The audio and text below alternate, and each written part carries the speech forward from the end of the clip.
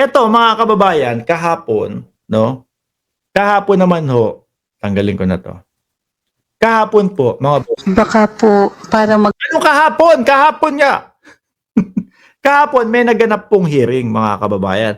At pinakinggan ko po. Inabot ako ng 3:00 na madaling araw habang nakikinig, mga bossing. At narinig ko nga po, isa sa sinasabi o pinapaliwanag ni Trixie Angeles, mga bossing, is yung definition ng fake news. No, pakinggan ho natin yung usapan po nila ni Congressman Acop at ni Trixie Angeles, mga bossing. O, pakinggan ho natin. Advantage ng fake news. hindi po kayang sagutin. Wait, Ano po ba ang advantage ng fake news? Hindi po kayang sagutin. Boss Mike, ikaw sa umpisa pa lang, alam mo na ano, malamya pala yung mga boses nito, ano? Mababait pala ito kapag ka nasa Congress. No? Medyo malumana yung kanilang mga boses kasi pag nakikita ko, karamihan sa kanila galit kapag ka nagbablog. Pag nagbablog, karamihan sa kanila galit, mga kababayan. Kaya nung nakita ko sila sa Congress, ang lalamya at marunong palang mga mag-sorry, no? Umulan po ng sorry kagabi, kahapon Doon sa sa Congress Sabi ni Annabel, bait-baitan. Sandali lang. O, yan. O, pakinggan natin. Ano daw po ang fake news? Kailangan po natin ang definition ng fake news. Baka po para magkaintindihan ay i-define po natin kung ano. Pekeng balita. Hindi totoong balita. Ganon kasimple ang fake news. Kagaya nung sinabi ni Mark Lopez. 'Di ba? Nagwa-water cannon din tayo. Oh. Hindi na kailangan sabihin pa na ang Pilipinas winater cannon ang China. Hindi na kailangan sabihin dahil iisa lang naman na pinag-uusapan doon tungkol sa West Philippine Sea. Pag sinabi mong nag-water cannon din tayo, ibig sabihin nun, nag-water cannon din ang Pilipinas. Bumalik ang Pilipinas or bumobomba din ng tubig ang Pilipinas. Wala pong katotohanan nun. Yun yung definition ng fake news. Peking balita. Walang katotohanan. Ngayon, hindi po yan pwedeng ihalin tulad sa mga science, mga kababayan. Galileo Galilei. Hindi ho. Bakit po? Kagaya na lang nung sinabi ni ba pangalan nun? Si Mark Lopez. Kagaya na lang nung sinabi ni Mark Lopez na nagwa-water cannon tayo. Oh. Mga bossing, ang laging sinasabi, ang naratibo ng China sa buong mundo ay pinoprovoke natin sila para gawin ng China yung mga ganong gawain, no? Ngayon, ibinibintang sa atin ng China na tayo ang nauuna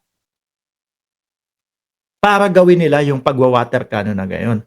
Ngayon, yung sinabi ni Lopez, ay mga kababayan, biruin nyo, isang Pilipino ang nagpapatunay na talagang pinoprovoke natin, no? Pinapatunayan niya yung sinasabi ng China na may ganun, na tayo ang nagpo-provoke. O, hindi po natin to pwedeng halintulad, mga bossing, doon sa mga Galileo Galilei, mga kababayan. Dahil po, kagaya niyan, wala naman talagang ganung ginawa ang Pilipinas. At tayo po ang nasasaktan dahil po doon sa ganung mga pahayag, mga kababayan. Diba? Tuloy natin Ang fake news. Kasi minsan po, ang tinatawag na fake news ay time-bound. Posibleng totoo ngayon, bukas hindi na totoo. Katulad nga po nung heliocentric versus the geocentric solar system. Solar system na. Galileo Galilei, ito yung sinasabi ko Parusahan po si Galileo. Pero 600 years later, nag-apologize ang simbahan dahil totoo pala siya. So, what is the advantage? Wait lang. Malayo yun. Di ba? So yun, napatunayan. Sabihin na nating napatunayan. No? After 600 years daw, napatunayan. Ngayon ho, dito mga kababayan, wala namang nangyayari. Wala naman pong nangyari na binomba ng Pilipinas ang China ng tubig. Wala pong ganun. Di ba? At kahit na ilang ano yan, at kahit na ilang taon pa lumipas na yan, yung pagkakasabi ni Lopez, nangyari na. Di ba? Ano ang epekto nun sa Pilipinas? Sasabihin ng buong mundo, kaya pala, tingnan nyo, kapwa ninyo Pilipino ang nagsasabi na binomba nyo ng tubig ang China. Talaga palang totoo yung sinasabi ng China na pinoprovoke nyo sila. Diba? Yun po yung pagkakaiba, mga bossing. Of fake news. Sir, we can only answer that question if we define what fake news is. And may I know from your Fake news. Walang katotohanan na balita. Peke. No? Pamplanta. Para makasira ng iba. Sabi ni Ma'am Aba, gets ko yung iba. Gets ko yung pwedeng magkamali ang isang fact after sometimes. Pero whenever you talk about now or the latest news, dapat based on real evidence. Kaya wag tayong magpapapol doon sa mga ganito. No? Malayo po yun. Science at yung mga ginagawa. Kagaya niyan, may isa pa silang pinapakalat. Ano ho yun? Napakadaming mga kapulisan ang nag-resign, no? Dahil, kumbaga, parang gusto nilang palabasin dahil nga po doon sa pagkakaaresto sa dating Pangulo, mga kababayan. Ngayon, ano po ang magiging ano niyan? Ano po ang magiging epekto niyan sa Pilipino? Ay naku, mga pulis nag-resign na din, naiinis na sila kay Bongbong Marcos kasi ganito, ganyan. Samantalang wala naman pong katotohanan. Di ba? Wala naman pong mga katotohanan. Yan yung mga fake news talaga. Yan yung talagang nakakasakit sa bansang Pilipinas, mga bossing. Sabi ni Bring Harry Home, dapat investigahan mabuti kung ano talaga ang meeting ng DDS vlogger na nagpunta sa China. Funded nga daw ng China, di ba?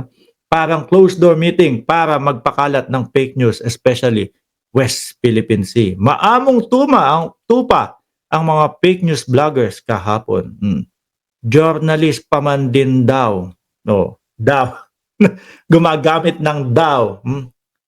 Gamit na gamit yung daw kahapon, ano? from your background, how would you define fake news? Sir, that's one of my problems with the proposed legislation, is that it is very difficult to pin down. Very difficult to i-define ang fake news. A definition for fake news. Peking balita, yun lang yun. Walang katotohanan ng balita, yun. Wala nang iba pa. No? Peking balita, lalo na kapag nakakasira ng tao. 'Di ba? Lalo na kapag nakakasira ng tao. Peking balita, that's it. No? Wala na ibang definition pa na ano.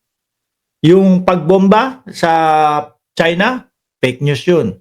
Walang katotohanan 'yun. Ang magiging consequence sa Pilipinas noon, iisipin ng buong mundo, Pilipino mismo nagsasabi, binobomba nila ng tubig yung China. Iisipin ng mga kapitbahay natin bansa, talaga pala na sila ang nagpo-provoke sa China, kaya magulo doon sa West Philippine Sea. Di ba? Tigil na nga natin to. Baka sa Jupiter pa tayo mapunta niyan, mga kababayan. Baka umabot tayo ng Saturn. Dito na tayo, no? Sa main topic natin, mga bossing. Ito po, mga kababayan,